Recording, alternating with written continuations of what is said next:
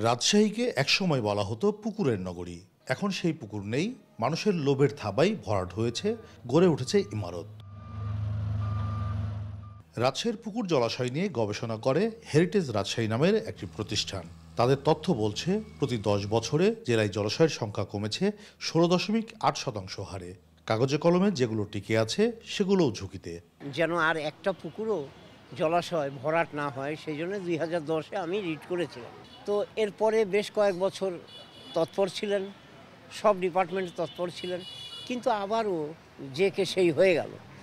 এখানে আপনার সরকারি পুকুর, যেটা খাসখতিয়ানভুক্ত পুকুর, সেটা ছিল 48টা। সেই 48টা পুকুরেরও কিন্তু প্রায় 9টা পুকুর ভরাট হয়েছে আপনার সরকারি প্রয়োজনে, আর 9টা পুকুর ভরাট হয়েছে অবৈধ প্রাইভেট পুকুর বা ব্যক্তিগত পুকুর। সেই পুকুরগুলোরও কিন্তু গত 2000 সাল থেকে আজকে 2025 সাল পর্যন্ত ব্যাপক পরিমাণে পুকুর ভরাট হয়েছে। ব্যক্তি উদ্যোগের পাশাপাশি সরকারি উদ্যোগেও ভরাট হয়েছে পুকুর। বিশাল আকৃতির পুকুর সৌন্দর্য বর্ধনের নামে করা হয়েছে চৌবাচ্চা। পরিবেশ কর্মীরা বলছেন, এসব পুকুর উদ্ধার করার পাশাপাশি যেগুলো এখনও টিকে আছে সেগুলো রক্ষায় উদ্যোগ নিতে হবে। রাজশাহীর যে পুকুরগুলো রয়েছে, আমরা 952টি পুকুরের তালিকা জানি, 953টি পুকুর। এই পুকুরগুলো যখন সংরক্ষিত হবে এবং পুনরুদ্ধার হবে, আমরা রাজশাহীর যে একটা পরিবেশ, ন্যাচারাল পরিবেশ, সেই পরিবেশটা ফিরে আসবে এবং রাজশাহী যে একটা বাসযোগ্য নগরী, সবুজ নগরী, আমরা সেই নিশ্চয়তা পাবো।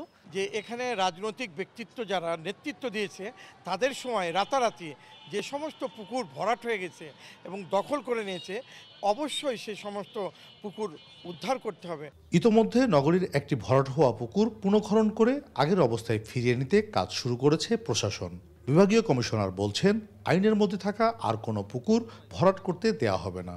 ভবিষ্যতে রাজশাহী সিটি কর্পোরেশন এলাকায় আইন অনুযায়ী আর কোনো পুকুর ভরাট হবে না, এটি আমাদের একেবারে পরিষ্কার রয়েছে। উচ্চ আদালতের নির্দেশনা থাকার পরও পুকুর ভরাট বন্ধ করা যাচ্ছে না। তবে প্রশাসনের নতুন উদ্যোগে আশার আলো দেখছেন পরিবেশ কর্মীরা। কাজী সাহেদ, দেশ টিভি, রাজশাহী।